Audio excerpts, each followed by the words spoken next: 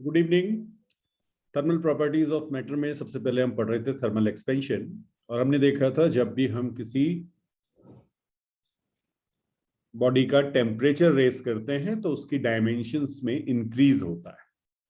Linear expansion हमने पढ़ा था, एरियल एक्सपेंशन हमने पढ़ा था और वॉल्यूम एक्सपेंशन हमने पढ़ा था। एक बार क्विक रिवीजन एक। और अगर हम बात करें चेंज इन लेंथ की, तो डेल्टा एल हमारे पास आया था, एल अल्फा डेल्टा टी। और अगर हम नई लेंथ की बात करें एल न्यू, तो वो हमारे पास आ गई थी L 1 plus alpha delta T. यहाँ पे अल्फा जो हमारा था वो था thermal coefficient of linear expansion. बिल्कुल इसी तरह से बेटा अगर हम चेंज इन एरिया की बात करें तो एक फॉर्मूला हमारे पास आया था ए बीटा डेल्टा टी। ए यहाँ पर ओरिजिनल एरिया है जो टी टेम्परेचर पे था, और डेल्टा टी चेंज होने पे जो चेंज इन एरिया आया वो डेल्टा ए। इसी तरह से हम कह सकते हैं ए न्यू हमारे पास जो आएगा, ए न्यू हमारा हो जाएगा बेटा ए 1 plus beta delta T. Fine. और बिल्कुल इसी तरह से अगर हम चेंज इन वॉल्यूम की बात करें तो वी गामा डेल्टा टी, और यहां पर वी न्यू जो हमारे पास हो जाएगा वो हो जाएगा V 1 plus gamma delta T. इसी के साथ हमने एक और टर्म पढ़ा था आइसोट्रोपिक सॉलिड। आइसोट्रोपिक सॉलिड के लिए हमने कहा था गामा की value 3 times alpha and beta की वैल्यू 2 टाइम्स अल्फा होगी। आइसोट्रोपिक सॉलिड्स का मतलब था कि डायरेक्शन के साथ इनकी प्रॉपर्टीज में कोई चेंज नहीं आता। तो अल्फा चाहे आप एक्स एक्सिस पे जाइए, चाहे वाई एक्सिस पे, चाहे जेड एक्सिस पे, हर डायरेक्शन में अल्फा की वैल्यू सेम रहेगी। यहीं से आज कुछ आगे बात करते हैं और पहला एप्लीकेशन इसका लिखेंगे। सो लिखेगा एप्लीकेशंस। तो टोटल 8 और 9 टाइप के क्वेश्चंस आपको इस पे मिल सकते हैं। तो एप्लीकेशंस में बेसिकली हम यही देखेंगे।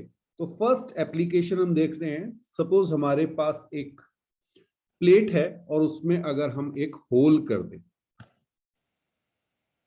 तो एक बेटा हमारे पास डिस्क है, मेटालिक डिस्क। इसका रेडियस R2 और R1 रेडियस जो है इसमें बीच में होल है। फाइन। और ये जो ब्लू कलर से दिखा है ये आपकी मेटालिक डिस्क है। अब मेरा आपसे क्वेश्चन ये है कि सपोज R1 और R2 वैल्यू टेम्परेचर T पे आपको दी गई। अगर आप डेल्टा T टेम्परेचर रेज कर देते तो R1 की वैल्यू और R2 की वैल्यू में क्या इफेक्ट पड़ेगा, ये हमें समझना है।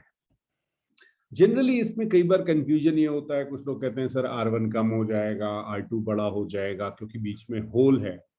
प्लीज एक चीज का ध्यान रखिएगा, मैंने आपसे कहा था कि जब भी टेम्परेचर में इंक्रीज किया जाएगा तो हर डायमेंशन इंक्रीज होगी एंड रेडियस इज डायमेंशन। तो R1 जो है वो भी इंक्रीज होगा। ठीक है। तो R1 को अगर मैं इसकी न्यू वैल्यू लिखूं तो वो आपकी हो जाएगी R1 1 plus alpha delta T, और R2 की न्यू वैल्यू हो जाएगी R2 1 plus alpha delta T, अगर यहां पर आपको coefficient of linear expansion alpha दिया हुआ है। प्लीज ध्यान रखिएगा कि आपकी जो R1 है वो R1 प्लस डेल्टा R1 कह लेते हैं इसे, और R2 की नई value R2 plus delta R2 हो जाएगी टेम्परेचर रेज करने पर। ये हमेशा ध्यान रखिएगा। अब जरूरी नहीं कि आपके पास एक होल हो, और ये भी जरूरी नहीं कि आपको जो है वो डिस्क रेगुलर डिस्क दी हो, किसी भी रैंडम शेप की भी आपकी डिस्क हो सकती है। मान लीजिए इस रैंडम शेप की डिस्क में मैं आपसे कहूं कि एक होल, 2 होल और 3 होल हैं, ये R1, ये R2 और ये R3। फाइन। और बाकी सब जगह हम कलर कर देते हैं। कुछ समझ में आया? तो आपको बताना है, अगर मैं टेम्परेचर को रेस कर दूं, अगर मैं टेम्परेचर को रेस कर दूं, तो इन R1, R2 और R3 पे क्या फर्क पड़ेगा? क्या ये इंक्रीज होंगी, क्या ये डिक्रीज होंगी, या ये सेम रहेंगी? कोई एक इंक्रीज होगी, कोई, हाँ, इनमें से कोई डिक्रीज भी हो सकती है। क्या लगता है आपको?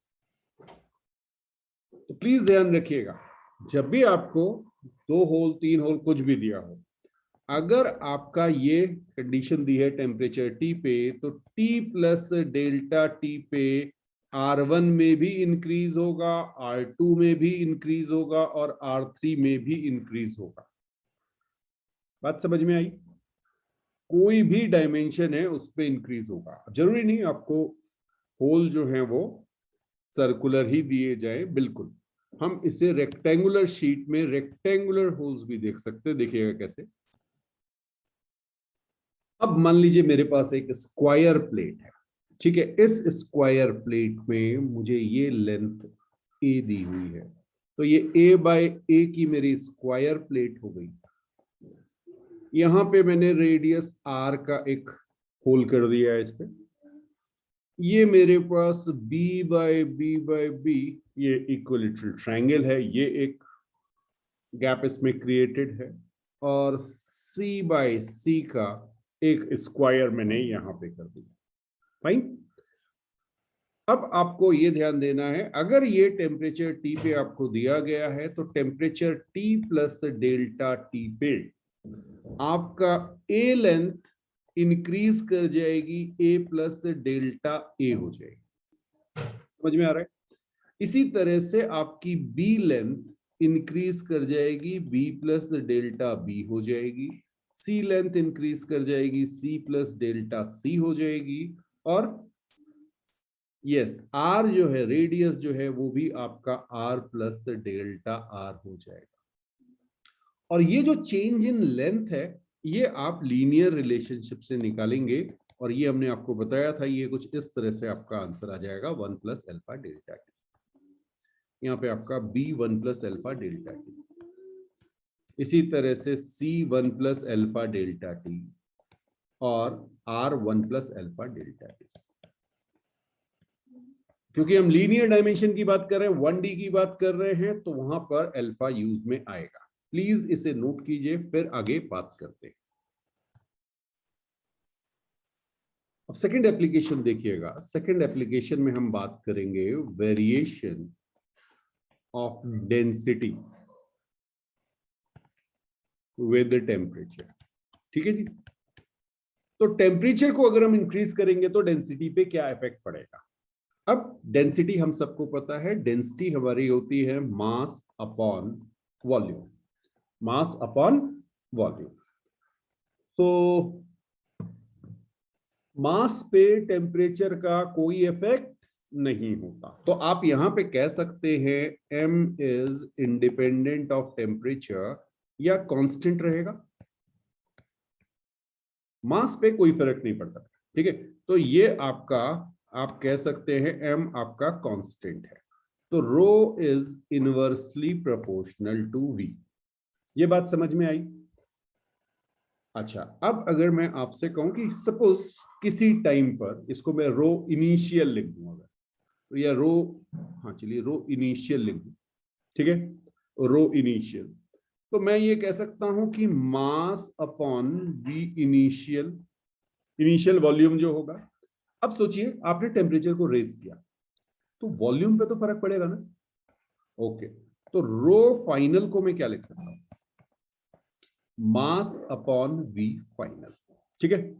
अब सपोज ये वी इनिशियल जो है, इसे मैं कुछ एज्यूम कर लेता हूं, लेट्स से वी नॉट, और वी फाइनल ये मेरा क्या हो जाएगा?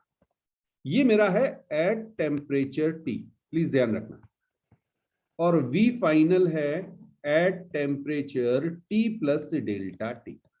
तो सारा का सारा जो हम केस कंसिडर कर रहे हैं वो दो टेम्परेचर के लिए, एक टी एक प्लस डेल्टा टी, ठीक है, टी प्लस डेल्टा टी।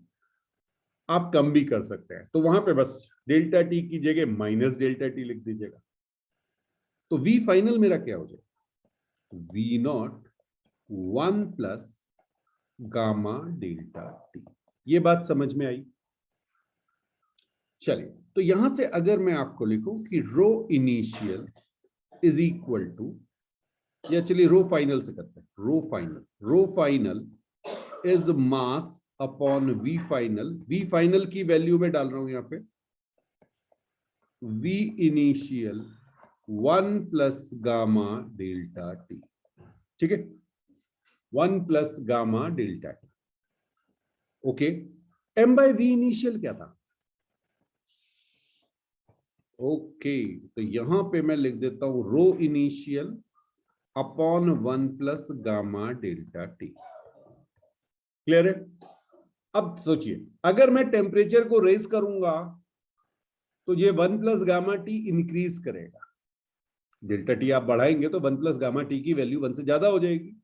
तो आपका जो रो फाइनल है, या रो एट टेम्परेचर, हायर टेम्परेचर आप कह सकते हैं, वो क्या करेगा, डिक्रीज करेगा। ठीक है, तो आप कह सकते हैं rho final increases, sorry, rho final decreases with increase in temperature। ये क्लियर है? हाँ, डेल्टा टी इंक्रीज करेंगे तो 1 प्लस गामा डेल्टा टी की वैल्यू इंक्रीज कर जाएगी, क्योंकि आप उससे डिवाइड कर रहे हैं, तो डिवाइड करने वाली चीज अगर इंक्रीज कर रही है तो आपका रिजल्ट जो है वो डिक्रीज करेगा। ये समझ में आया? तो कई बार आप इसको ऐसे भी लिखते हैं, देखिएगा, आप इसको लिखते हैं रो फाइनल, इसको इनिशियल की बजाय बुक्स में रो नॉट लिखा होता है, 1 प्लस गामा डेल्टा टी। ये बात समझ में आई? रो नॉट का मतलब इनिशियल वैल्यू दे दी आपको, ठीक है। चलिए, अच्छा, यहीं पे ना कई बार कुछ बुक्स में इस तरह से माइनर सा इसमें अप्रॉक्सीमेशन लगा देते हैं। तो एक चीज का ध्यान रखिएगा, ये जो गामा की वैल्यू होती है बेटा, ये बहुत छोटी है, गामा इज वेरी स्मॉल। हाँ, एक्चुअली इसकी पावर है 10 to the power -4, 10 to the power -4, 10 to the power -5, इस ऑर्डर में होगा। तो ये वैल्यू, अगर डेल्टा टी आपका 100 डिग्री सेंटीग्रेड में है तो गामा डेल्टा टी को आप स्मॉल एज्यूम कर सकते हैं, ठीक है। तो देखिएगा क्या होगा, आप इसको लिख सकते हैं rho F is equal to rho not 1 plus gamma delta T to the power -1, और यहां पर आप बाइनोमियल एक्सपेंशन का अप्रॉक्सीमेशन लगा देंगे, rho not 1 minus gamma delta T. ये समझ में आया? यहां पे मैं एज्यूम कर रहा हूं delta T is of order 10 to the power 2, और गामा है आपका 10 टू द पावर -4 ऑर्डर, ठीक है। तो 1 से बहुत छोटा हो जाएगा, गामा डेल्टा टी 1% में आ जाएगा, ठीक है। यस, तो फिर आप इसको अप्रॉक्सीमेशन लगा सकते हैं, यहां से आपको डायरेक्टली समझ में आ जाता है कि आपकी डेंसिटी जो है वो डिक्रीज करेगी। तो जनरल है, ये जनरल स्टेटमेंट है, बट एक आपके पास सब्सटेंस है, ये आपने पहले भी शायद पढ़ा हो, वो है वाटर, ठीक है। हाँ, तो इसका जो बिहेवियर होता है, इसको कहते हैं anomalous behaviour, anomalous expansion of water लिख लीजिए।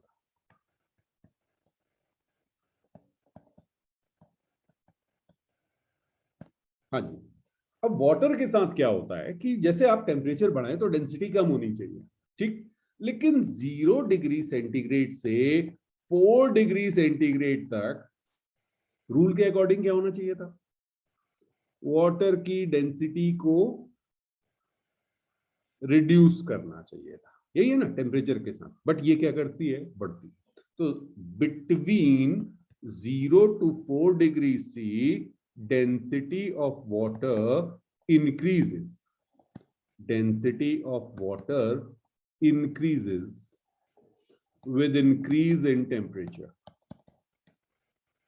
Increase in temperature. उसके बाद 4 डिग्री के बाद फिर जैसे जैसे आप टेम्परेचर बढ़ाएंगे 5 डिग्री 6 डिग्री 7 डिग्री, फिर डेंसिटी जो है वो डिक्रीज होने लगती है, फिर प्रॉब्लम नहीं है। बट यहां पर वाटर का बस ये ध्यान रखना होता है कि 0 से 4 डिग्री पे ये बिहेवियर बिल्कुल डिफरेंट हो जाता है, अपोजिट हो जाता है एक्चुअली। फाइन। और दूसरा आपको ध्यान रखना है, density of water is maximum at 4 degrees C. Clear? और वो जो आप 1 ग्राम पर सेंटीमीटर क्यूब लेते हैं वो 4 डिग्री सेंटीग्रेड पे ही है। 0 डिग्री सेंटीग्रेड पे और 8, 9, 10 डिग्री जो भी आप कहेंगे टेम्परेचर, डिफरेंट टेम्परेचर पे, बाकी सारे टेम्परेचर पे डेंसिटी जो है वाटर की वो 4 डिग्री वाले 1 ग्राम पर सेंटीमीटर क्यूब से थोड़ी सी कम होगी। तो ये थोड़ा सा ध्यान रखिएगा।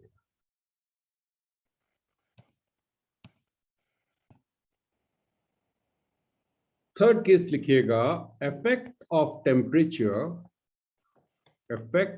Temperature on time period of simple pendulum. हाँ जी, time period of simple pendulum. वैसे तो इसको हम एसएचएम में आगे पढ़ेंगे डिटेल में, बट इसका टाइम पीरियड का फॉर्मूला हमें पता हो था। टाइम पीरियड हमने डिराइव किया था डायमेंशंस वाले चैप्टर में, और 2 pi under root L by G, ये हमें पता है कि हमारा जो टाइम पीरियड है सिंपल पेंडुलम का वो लेंथ पे डिपेंड करता है और एक्सेलरेशन ड्यू टू ग्रेविटी पे डिपेंड करता है। अब बेटा ध्यान रखिएगा, इसमें जो जी है that is independent of temperature, independent of temperature. Acceleration due to gravity जो है वो टेम्परेचर के साथ उस पर कोई फर्क नहीं पड़ना है, ठीक है। तो अब आया टाइम पीरियड। अब एक चीज का ध्यान रखिए, देखिए टाइम पीरियड के लिए भी टी यूज होता है और टेम्परेचर के लिए भी टी यूज होता है। अब टी दोनों जगह यूज किया तो कंफ्यूज हो जाएंगे, तो यहां पर मैं टेम्परेचर के लिए यूज कर रहा हूं थीटा, ध्यान रखिएगा, और बुक्स में भी आपको इस तरह से मिलेगा ये। तो टाइम पीरियड के लिए क्योंकि मैंने कैपिटल टी ले लिया, तो यहां पर मैं टेम्परेचर के लिए थीटा यूज कर रहा हूं। तो सपोज थीटा टेम्परेचर पे मेरे पास जो टाइम पीरियड था उसे मैंने कहा टी, और अब मैंने टेम्परेचर को इंक्रीज कर दिया थीटा प्लस डेल्टा थीटा। कितने से इंक्रीज किया? Delta theta temperature increase. जो डेल्टा टी टर्म था वहां पे मैंने डेल्टा थीटा यूज कर लिया। ये बात समझ में आई? तो अब होगा क्या, आपकी लेंथ इंक्रीज कर जाएगी, ठीक है, और जी पे कोई इफेक्ट नहीं पड़ेगा। तो आप डायरेक्टली कह सकते हैं, देखिए यहां पे T theta is equal to 2 pi under root length at theta temperature by G, और T theta plus delta theta, ये लिखने का तरीका आपको बता रहा हूं, 2 pi under root L theta plus delta theta by G. अब इन दोनों इक्वेशंस को डिवाइड कर दीजिए। दो इक्वेशन हो गई आपकी 1 और 2, तो 1 और 2 को आप डिवाइड कर दीजिए। देखिए क्या आ जाएगा, T theta upon T theta plus delta theta. ये 2 पाई कैंसिल हो गया, ओके। तो ये आपके पास आ जाएगा under root L theta by L theta plus delta theta.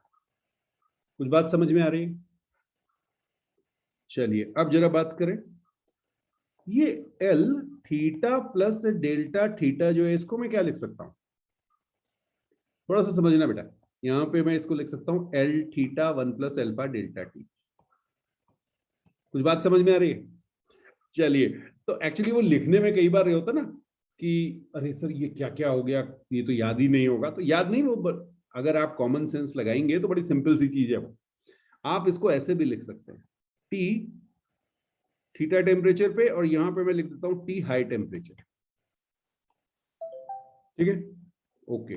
इसको हम लिखेंगे under root L theta temperature पे, और इसको लिखना है L theta 1 plus alpha delta theta.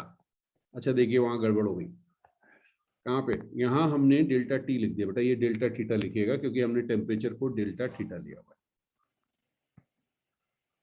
बिल्कुल बिल्कुल सही कह, तो यहां से आप देखेंगे time period at high temperature क्या आ जाएगा बेटा, T theta multiplied by under root 1 plus alpha delta theta.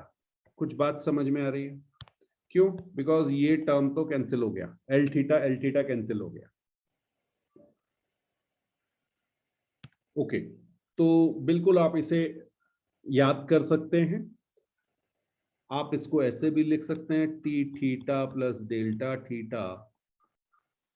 अच्छा ये मल्टीप्लाई नहीं डिवाइड हो रहा है क्या? चेक करो जरा। नहीं नहीं मल्टीप्लाई तो होगा, क्रॉस जा रहा है ना, ये इधर जाएगा। ठीक है, T theta by T theta is equal to 1 plus alpha delta theta to the power half. Under root में भी लिख सकते हैं, ऐसे भी लिख सकते हैं, जो आपको कंफर्टेबल लगे आप उसमें इसे याद कर लीजिए, ये आपको याद होना चाहिए। ठीक है, अच्छा लेकिन इसमें ना मैक्सिमम क्वेश्चन जो मिलते हैं वो टाइम पीरियड के डिफरेंस पे मिलते हैं, डेल्टा टी समझना बेटा, टाइम पीरियड में जो चेंज हो गया टेम्परेचर इंक्रीज करने की वजह से या टेम्परेचर चेंज करने की वजह से टाइम पीरियड में कितना चेंज आ गया, तो डेल्टा टी जो है वो क्या हो जाता है, T theta plus delta theta minus T theta. ठीक है, और इसकी वैल्यू जब आप इस इक्वेशन को सॉल्व करेंगे तो इसकी वैल्यू आ जाएगी बेटा आपकी T theta alpha delta theta bye 2। ये अप्रोक्सीमेशन के बाद आती है, मैं बता दे रहा हूं कैसे आ रही है, वो भी बता रहा हूं, चिंता मत करो चिंता मत करो। T theta plus delta theta bye T theta, इसको आप लिख सकते हैं 1 plus half alpha delta theta. यहां पे हमने बाइनोमियल एक्सपेंशन का अप्रोक्सीमेशन अप्लाई कर दिया है, पहले बाइनोमियल एक्सपेंड किया उसे, ठीक है, बाइनोमियल एक्सपेंशन हमें पता है, और उसके बाद जितने भी हायर पावर वाले टर्म थे उनको हमने यस नेग्लेक्ट कर दिया, क्योंकि वो वैल्यू बहुत छोटी है बेटा। एल्फा की वैल्यू 10 टू द पावर -4 में और थीटा की वैल्यू 100 डिग्री सेंटीग्रेड। ठीक है, ये ऑर्डर बताया था मैंने आपको, तो अल्फा डेल्टा थीटा की वैल्यू 1 से छोटी हो जाएगी, आप डायरेक्टली इसको लिख सकते हैं। अब यहां से अगर आप इसको देखिएगा, ये हम डिराइव कर रहे हैं T theta plus delta theta that is equal to T theta plus half T theta alpha delta theta, ये आ जाता है। ठीक है, बस यही तो हमें निकालना था, T theta plus delta theta minus T theta, यही है हमारा डेल्टा टी जो हमसे पूछा गया था, और इसे हमने क्या कहा, half T theta alpha delta theta, याद रहेगा। तो ये मैंने आपको यहां पे फॉर्मूला बताया था, ये रहा।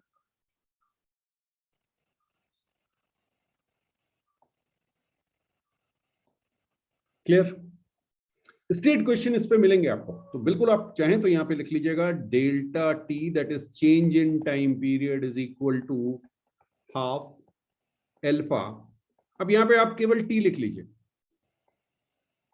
इसका मतलब ये टी कौन सा दिया हुआ है, जो आपको नॉर्मल टेम्परेचर पे, मान लीजिए 20 डिग्री सेंटीग्रेड पे आपको कोई टाइम पीरियड दिया गया है और आपसे कहा गया 24 डिग्री सेंटीग्रेड पे बता दीजिए।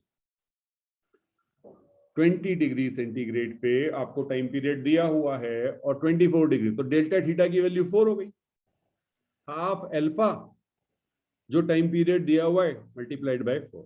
ठीक है, इस तरह से इन क्वेश्चंस को करेंगे, तो नोट कीजिए, इंपॉर्टेंट है, फिर आगे नेक्स्ट एप्लीकेशन पे बात करेंगे।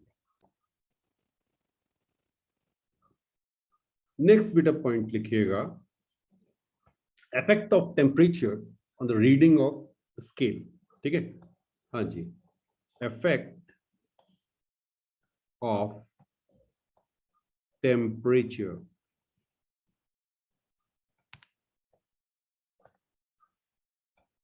on scale reading, scale reading, ठीक है, मेटालिक स्केल जैसे होते हैं, ठीक। अब जरा से इसको समझिएगा क्योंकि ये इंपॉर्टेंट है, बहुत आसान सा होता है लेकिन इसमें खूब कंफ्यूजन रहता है। देखिएगा, मान लीजिए मैंने आपसे कहा कि मेरे पास 2 पॉइंट है और आपसे कहा कि इनकी रीडिंग बता दीजिए, तो अभी आप क्या कहोगे, ये रीडिंग कितनी है, 3 रीडिंग है, ठीक है, 3 रीडिंग आपने ये। अब भाई किसी टेम्परेचर पे आपने ली होगी, मान लीजिए आपने ये टी टेम्परेचर पे इस रीडिंग को लिया हुआ, फाइन। अभी हम एज्यूम कर रहे हैं कि ये जो 2 पॉइंट हैं ये ऐसी सरफेस पे हैं जिसका टेम्परेचर पे कोई इफेक्ट नहीं है, ठीक।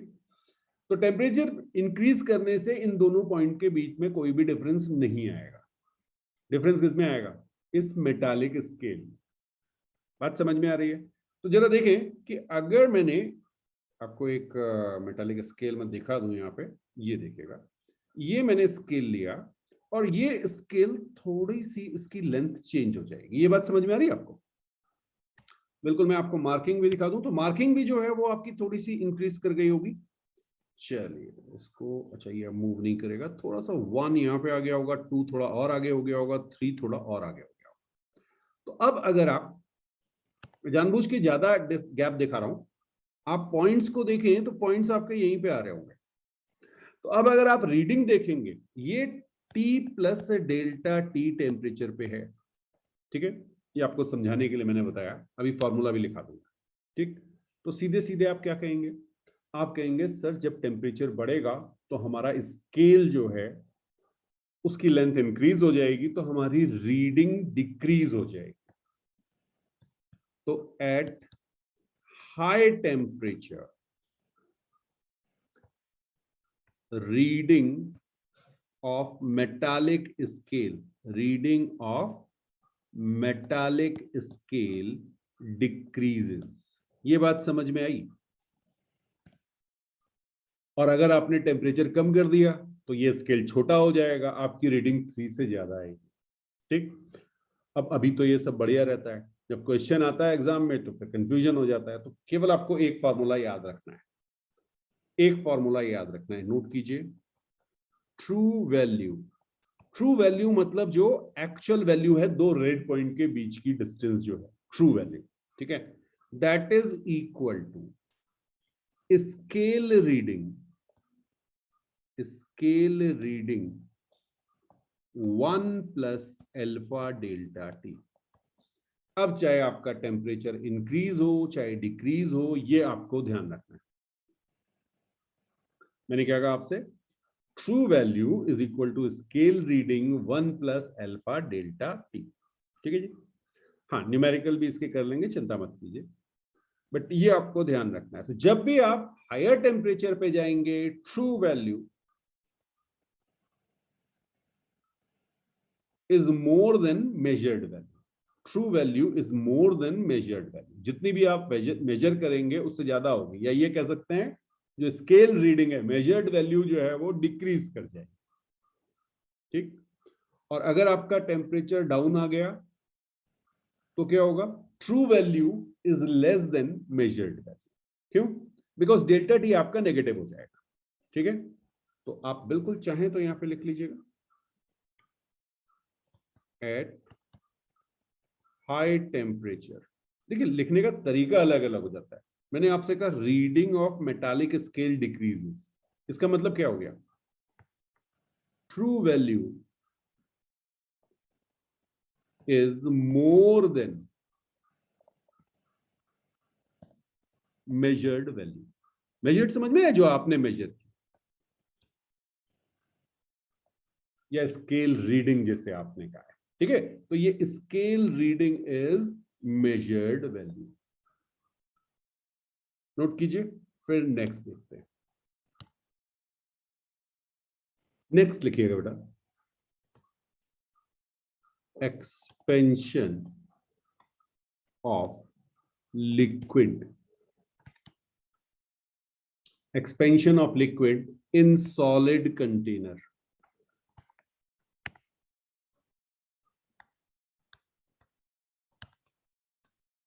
ठीक है, और मान लीजिए कोई लिक्विड को आपने किसी सॉलिड कंटेनर पे रखा हुआ है। जनरली इसमें जो आपको क्वेश्चन मिलेगा वो ग्लास बीकर में मरकरी मिलता है, बट ये कुछ भी हो सकता है, तो हम जनरल इसको जो है समझने की कोशिश करते हैं। और मान लीजिए मेरे पास एक इस तरह से मैंने आपको बीकर दिखाया। एक मिनट,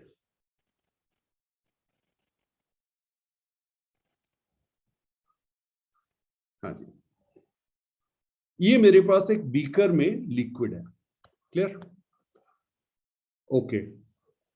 अब थोड़ा सा ना मैं इस पे चेंज देखता हूं, अगर ये हो जाए तो ये मैंने ओके इसको कंप्लीटली फिल करके आपको दिखा दिया मैंने, ये देखिएगा।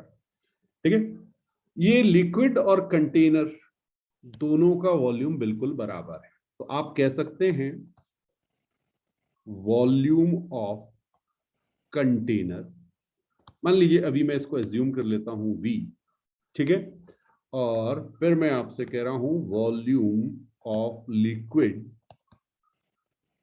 ये भी क्या हो जाएगा, इज इक्वल टू V, दोनों V हैं।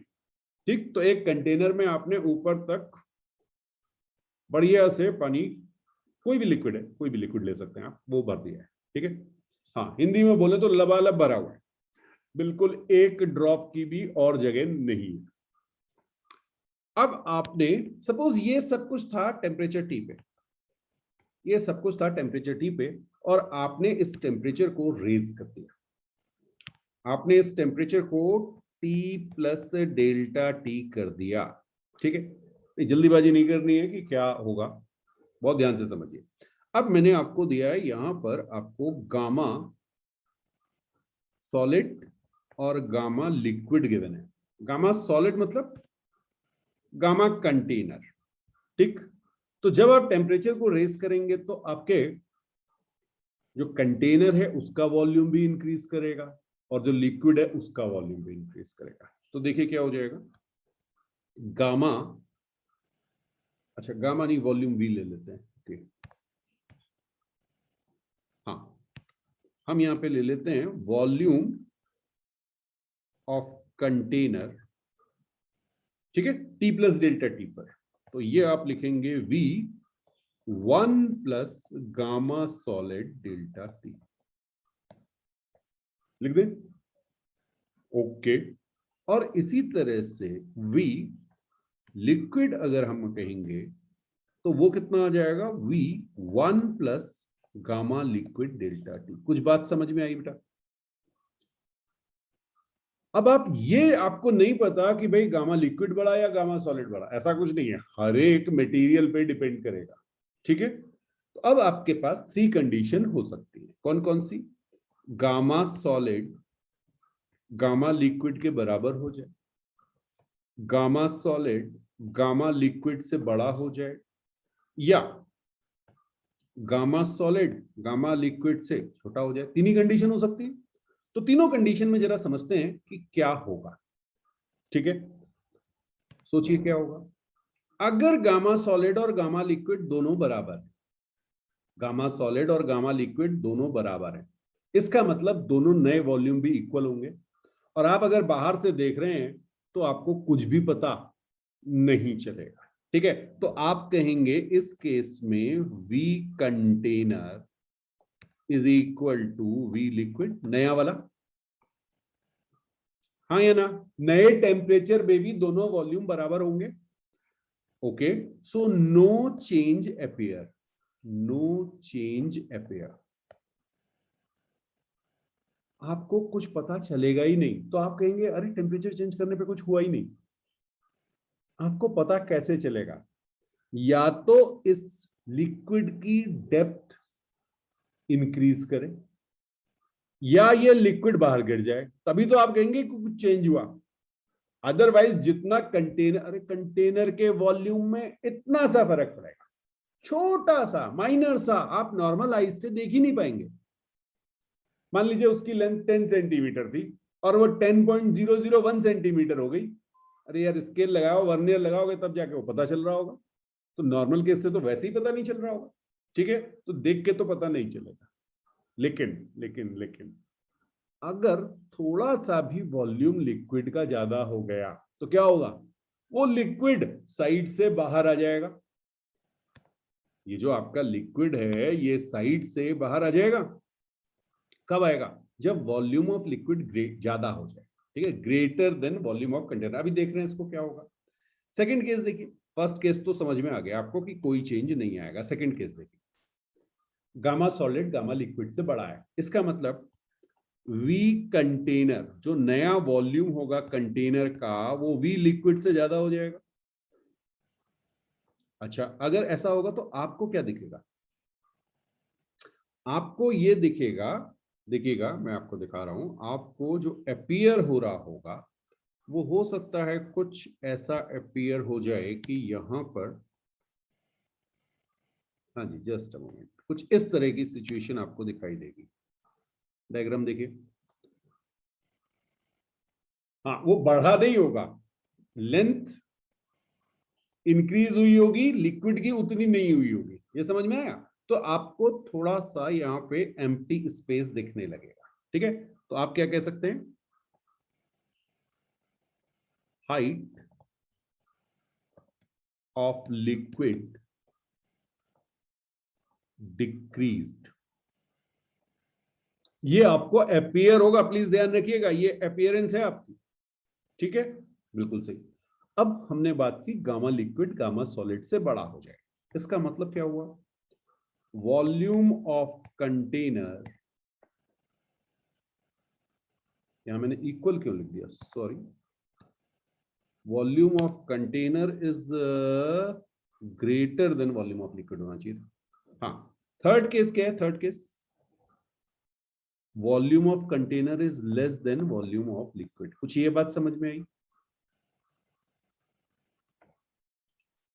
अच्छा, अब क्या होगा, लिक्विड ज्यादा हो गया, जितना वॉल्यूम कंटेनर का था लिक्विड उससे ज्यादा हो गया, तो भाई ये बाहर गिर जाएगा।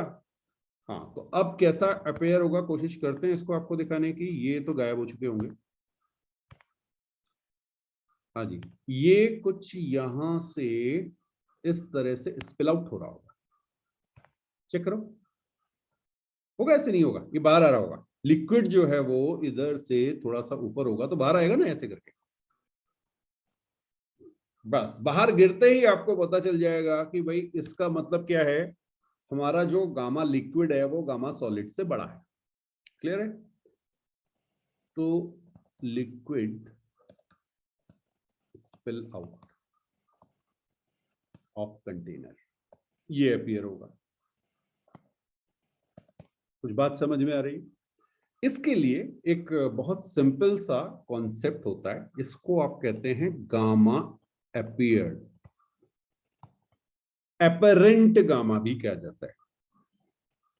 एपरेंट गामा, जो आपको अपीयर हो रहा है कि हो क्या रहा है, ठीक है। तो एपरेंट गामा को लिखिए gamma liquid minus gamma solid. Apparent gamma को लिखिए gamma liquid minus gamma solid. हाँ जी, ये बात समझ में आई कुछ। इसका मतलब क्या है, अगर गामा लिक्विड बड़ा होगा तो आपको अपीयर होगा कि वो बढ़ गया, वॉल्यूम बढ़ गया, ठीक है। अगर गामा लिक्विड गामा सॉलिड के बराबर है तो गामा अपीयर क्या होगा, जीरो, आपको कोई चेंज पता नहीं चलेगा। और अगर गामा लिक्विड गामा सॉलिड से कम होगा तो आपको लिक्विड की हाइट में डाउनफॉल नजर आएगा। तो इस तरह से आप इन क्वेश्चंस को कर सकते हैं, ठीक। बिल्कुल बिल्कुल, तो आप कह सकते हैं वॉल्यूम, इसमें जनरली जो पूछा जाता है ये volume of liquid spill out, ठीक है। हाँ, ये आपका हो जाता है वॉल्यूम ऑफ कंटेनर या वॉल्यूम ऑफ लिक्विड, एक ही चीज है, उसे हमने वी कहा, gamma apparent into delta T. बस एक फॉर्मूले से आपका ये आंसर भी कैलकुलेट हो सकता। तो टोटल आपके पास 9 केसेस आपके बनेंगे।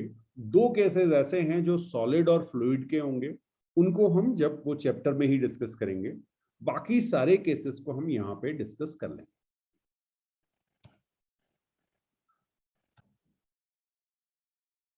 नेक्स्ट क्वेश्चन देखिएगा, यहां पे बेटा हम या कॉन्सेप्ट कह लीजिए, ठीक है, यहां पे हम बात करेंगे difference in length of two rods.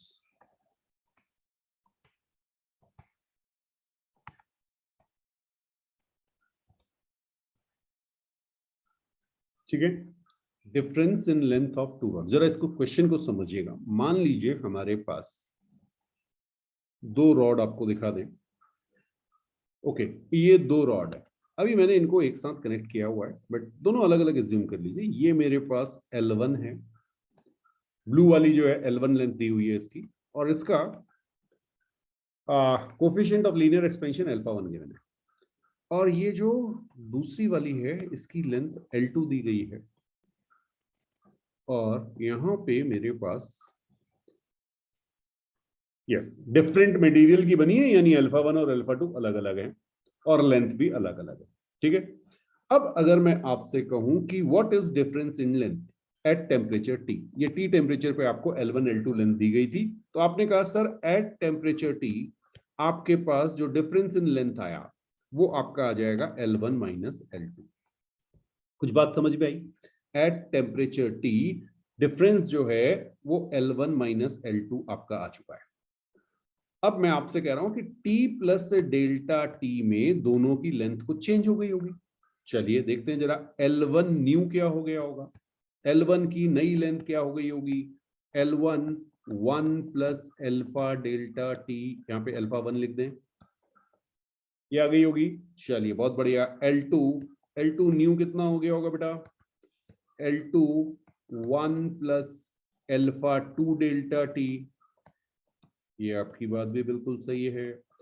अब मुझे ये बताइए कि अगर मैं आपसे कहूं कि अब डिफरेंस कितना है at temperature T plus delta T, दोनों लेंथ का डिफरेंस कितना है, तो पहले आपको मानना पड़ेगा कि बड़ी कौन सी थी। ऊपर आप देख रहे हैं मैंने L1 माइनस L2 लिखा हुआ है, इसका मतलब L1 को हम बड़ा मान रहे हैं। चलिए, तो हमने आपसे कहा कि अब हमारी L1 new minus L2 new ये आ गई। इस पे बहुत क्वेश्चन होते हैं और अलग अलग ढंग से बनते हैं। ठीक है, ये मैं डिफरेंस लेके कर रहा हूं, आपसे टोटल लेंथ भी की जा सकती है, तो total length L1 plus L2 चल रही है। ठीक है, हाँ जी। अब ये आपसे कहा गया, तो आपने कहा सर ये आ गया L1 1 plus α1 delta T minus L2 1 plus α2 delta T। कोई डाउट? ये आपका कितना हो गया, डेल्टा L न्यू, नए टेम्परेचर पे। ठीक है, अब देखिए क्वेश्चन कैसे बनाएंगे। क्वेश्चन में कहेंगे कि टेम्परेचर रेस करने पे दोनों की लेंथ में कोई डिफरेंस नहीं आया। आपको कंडीशन दी गई है no change in length when temperature is changed. No change in length difference कर दीजिए, no change in length difference when temperature is raised, यानी जो डिफरेंस पहले था L1 माइनस L2 उसके बराबर ही रहा अभी। तो अब आप क्या करेंगे, देखिए बस आपको कुछ नहीं करना है, सिंपली लिख देना L1 माइनस L2, ये पहले डिफरेंस था, बाद में भी यही आ गया, तो L1 plus L1 α1 delta T minus L2 minus L2 α2 delta T। कुछ बात समझ में आई? चलिए, अब यहां से अगर आप देखें तो L1 cancel, minus L2 cancel, और अब जब आप इसे सॉल्व करेंगे तो आपके पास कंडीशन आ जाएगी L1 α1 delta T, L1 α1 delta T minus L2 α2 delta T is equal to 0। क्या ये बना? ओके, जल्दीबाजी मत कीजिए। L1 α1 minus L2 α2 into delta T is equal to 0। ये आ गया, बहुत बढ़िया। अब डेल्टा टी 0 या ये वाला टर्म 0, तो जो आपको कंडीशन दी गई उसके लिए या तो डेल्टा टी 0 होगा या L1 alpha 1 minus L2 alpha 2 0 होगा।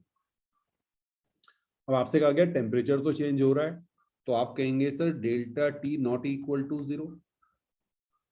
ये आपको गिवन है, delta T not equal to 0, ये गिवन है। और अगर ये आपको गिवन है तो आप क्या कह सकते हैं, कंडीशन क्या हो गई, L1 alpha 1 minus L2 alpha 2 is equal to 0। तो क्वेश्चन आपसे पूछा जाएगा, find the condition between L1 alpha 1 or relation between L1 alpha 1 L2 alpha 2 if there is no change in difference in length of two rods when temperature is raised। ठीक है, अच्छा अब मैं total length वाली आपको बता रहा था, तो टोटल लेंथ क्या हो जाएगी, L1 प्लस L2, इसको आप क्या लिखेंगे, L1, जरा से समझिएगा ये भी बहुत इंपॉर्टेंट है, 1 plus alpha 1 delta T is equal sorry plus L2 1 plus alpha 2 delta T. ये आया, ठीक है। अब आपने काटापीटी की, और काटापीटी करने के बाद आपको मिल जाएगा L1 alpha 1 plus L2 alpha 2 into delta T is equal to 0। ये आया कि नहीं आया, चेक कर लो एक बार, सबका आ गया, okay. L1 alpha 1 plus L2 alpha 2 into delta T is equal to 0, ये आपने कहा। इसका मतलब ये है कि डेल्टा टी अगर 0 नहीं है, हाँ जी, ये डेल्टा टी अगर 0 नहीं है, दैट मीन्स इसको 0 होना पड़ेगा। अब जरा समझना, L1 alpha 1 plus L2 alpha 2 is equal to 0, ये कब होगा, जल्दी से मुझे बताओ। लेंथ कभी भी नेगेटिव नहीं हो सकती, इसका मतलब अल्फा 1 एंड अल्फा 2 में से, ठीक है, कोई एक वैल्यू नेगेटिव होगी। अगर ये पॉजिटिव है तो अल्फा 2 को नेगेटिव होना पड़ेगा, तभी ये कंडीशन ट्रू होगी। कंडीशन क्या है कि हमारी जो रॉड की कंबाइंड लेंथ है, जो ऊपर आपको रॉड दिखाई गई थी, उसकी जो कंबाइंड लेंथ है वो उसमें टेम्परेचर रेज करने पे अगर कोई चेंज नहीं आता, ये रॉड की लेंथ, समझ में आ रहा है बेटा, ये लेंथ L1 प्लस L2 में अगर टेम्परेचर चेंज करने पे कोई चेंज नहीं आ रहा है तो आपकी कंडीशन क्या होगी, L1 alpha 1 plus L2 alpha 2 is equal to 0। और ये तभी पॉसिबल है जब एक पॉजिटिव हो एक नेगेटिव हो। ऐसा जरूरी नहीं कि अल्फा 1 ही पॉजिटिव हो, अल्फा 1 अगर नेगेटिव है तो अल्फा 2 को पॉजिटिव होना पड़ेगा। अब अल्फा नेगेटिव होने का मतलब क्या, अल्फा नेगेटिव होने का मतलब ये है कि अगर आप टेम्परेचर को रेज कर रहे हैं तो इस सब्सटेंस की लेंथ में डिक्रीज हो रहा है। नेगेटिव मींस, हाँ जी, थर्मल एक्सपेंशन नहीं, टेम्परेचर इंक्रीज करने पर लेंथ में डिक्रीज हो रहा है, तो आप इसे कहेंगे अल्फा नेगेटिव। बात समझ में आई, कुछ नोट कीजिए।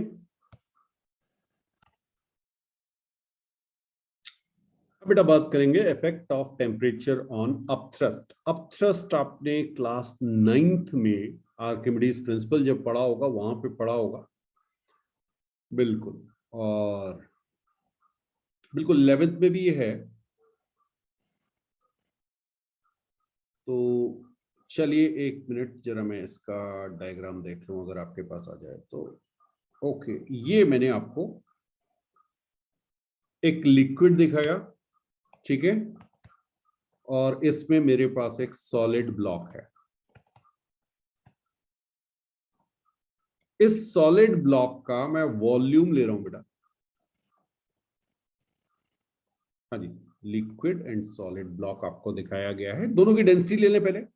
चलिए इसको हम रो एल मान लेते हैं और सॉलिड को हम रो सॉलिड कह लेते हैं, ठीक। और वॉल्यूम ऑफ ब्लॉक ये हम कुछ एज्यूम कर लेते हैं V।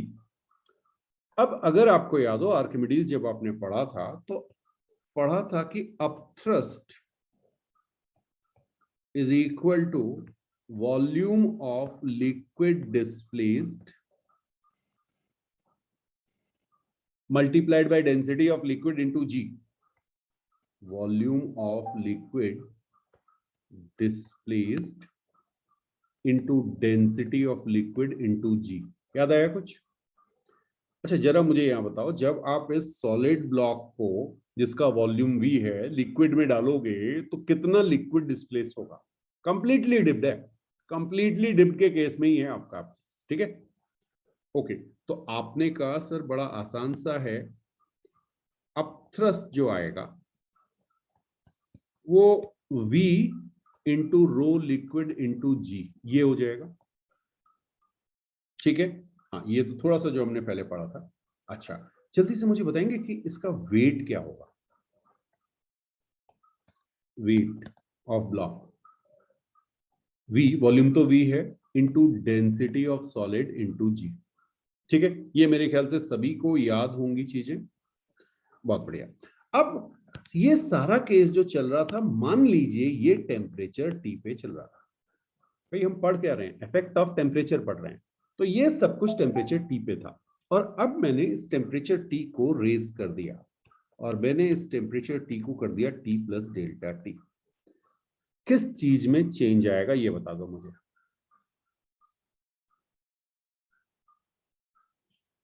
बिल्कुल सही बात है, आपने कहा सर एक तो वॉल्यूम में चेंज आएगा, ठीक है, वॉल्यूम चेंज हो जाएगा, बिल्कुल अच्छी बात है आपकी।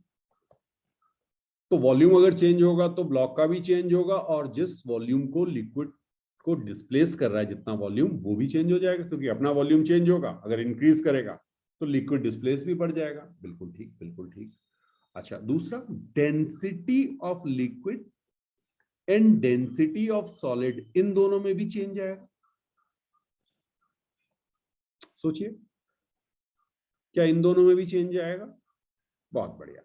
तो अभी मैं पहला केस ले रहा हूं अपथ्रस्ट का, प्लीज ध्यान रखिएगा, अपरेंट वेट नहीं, मैं अभी ले रहा हूं अपथ्रस्ट, ठीक है। तो यहां पे मैं लिख दे रहा हूं अपथ्रस्ट।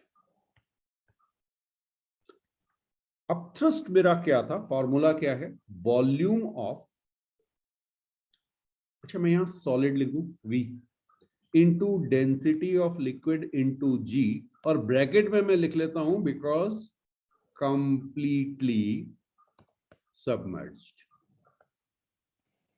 ये ना कई बार कंफ्यूजन हो जाता है कि V कैसे ले लिया। बेटा volume of liquid is equal to volume of solid हो जाएगा, क्योंकि आपने कंप्लीटली डिप किया हुआ है, ठीक है। ओके, अब मैंने आपसे कहा कि ये अपथ्रस्ट एट टेम्परेचर T है, ये हमने मान लिया, ठीक है। तो चलिए मैं यहां पे फिर से लिख दूं अपथ्रस्ट, इसको मैं FT लिख रहा हूं एट टेम्परेचर T। कोई डाउट? अच्छा, volume V not, density rho not into G at temperature T, मैंने दोनों को V नॉट और रो नॉट एज्यूम कर लिया। अब मैंने टेम्परेचर को रेज किया FT प्लस डेल्टा T। कुछ बात समझ में आई? अपथ्रस्ट अब आपका आया एट हायर टेम्परेचर, बहुत बढ़िया। तो आप मुझे बताएंगे कि मेरा वॉल्यूम क्या होगा? वॉल्यूम हो जाएगा V नॉट, सॉलिड का वॉल्यूम बढ़ेगा 1 plus gamma solid delta T। तो जो volume liquid, volume of liquid displaced है वो भी तो चेंज हो जाएगा ना। ये बात समझ में आई? ओके एक मिनट, हाँ ये कुछ गड़बड़ हो गया, चलिए चलिए आ गया, सही आ गया। हाँ जी, ये बात समझ में आई, ये मेरा क्या है? वॉल्यूम। अच्छा अब डेंसिटी लिख रहा हूं, डेंसिटी मेरी हो जाएगी rho not upon 1 plus gamma liquid delta T. ये बताओ, ये समझ में आया कि नहीं आया? आज ही हमने जब डेंसिटी को देखा था तो डेंसिटी में ये चेक किया था कि आपका गामा लिक्विड या गामा वाला टर्म जो है वो यस डिवाइड करता ना उससे, बिल्कुल सही बात। और जी तो एज इट इज रहेगा। क्लियर है? बहुत बढ़िया। तो अब जो फॉर्मूला आया ये आपको याद रखना है। एफ बहुत आसान सा है, आप उसी समय बना भी सकते। मैं तो धीरे धीरे इसीलिए आपको समझा रहा हूं कि कभी आपको बनाना पड़े तो बिल्कुल मुश्किल ना आए। देखो बेटा, वी नॉट, रो नॉट और जी, तीन टर्म आपको दिए गए हैं। इन तीनों को मल्टीप्लाई करोगे तो क्या मिल रहा है? ऊपर ये टर्म, तो इन तीनों को रिप्लेस करके मैं एफ टी लिख दूं। अब thrust at temperature T multiplied by 1 plus gamma S delta T divided by 1 plus gamma L delta T. Okay, ये तो आपका थ्रस्ट एट हायर टेम्परेचर आ गया। तो thrust at higher temperature related with thrust at lower temperature, delta T आपका temperature change है, gamma S gamma L आपको दिया हुआ है। अब फिर से आपके पास तीन कंडीशन होंगी। कंडीशन 1 जो है वो आपकी कहेगी gamma solid is greater than gamma liquid. अगर ऐसा होगा तो जल्दी से मुझे बता दो कौन बड़ा होगा? F T plus delta T, F T plus delta T ये बड़ा हो जाएगा, greater than F T. Check कर लो आराम से बेटा। देखो ना होगा क्या, जब आप 1 प्लस गामा एस, ये वाला टर्म बड़ा है, लेट से इसकी पूरे की वैल्यू जो टोटल वैल्यू है ना, ये 1 से ज्यादा आ जाएगी। मान लो 1.2 आ गई, तो F T plus delta T is 1.2 times F T. Yes, clear हो गया? Very good. अब सेकंड देखिए, सेकंड में gamma solid is equal to gamma liquid. अगर ऐसा हो जाए, अब क्या होगा? 1 plus gamma solid delta T divided by 1 plus gamma liquid delta T. वो जो सर्किल में आपको ये टर्म दिखाया हुआ है, ब्लू कलर से आपको दिखा रहा हूं हाइलाइटर से, ठीक है ना? ये वाला जो टर्म है ये 1 हो जाएगा। इसका मतलब दोनों अप थ्रस्ट सेम हो गए। इसका मतलब क्या हुआ? अप थ्रस्ट पे कोई इफेक्ट पड़ा ही नहीं। ठीक है? अगर गामा सॉलिड और गामा लिक्विड दोनों इक्वल हो गए तो अपथ्रस्ट पे कोई इफेक्ट नहीं पड़ेगा। ये ध्यान रखना, जिस रेशियो में आपका वॉल्यूम इंक्रीज करेगा उसी रेशियो में आपकी डेंसिटी डिक्रीज कर जाएगी लिक्विड की।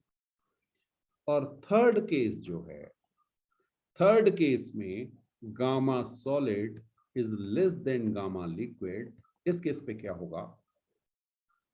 1 plus gamma L delta T की value 1 plus gamma S delta T से बड़ी हो जाएगी। ठीक है?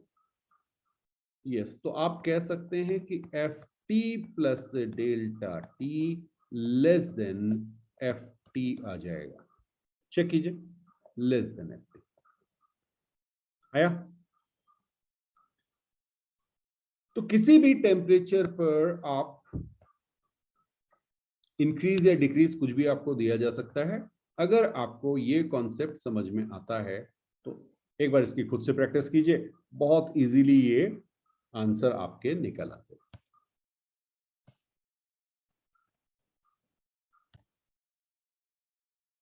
तो आज बेटा यहां पे कंप्लीट करते हैं, नेक्स्ट क्लास में मिलेंगे नए टॉपिक के साथ।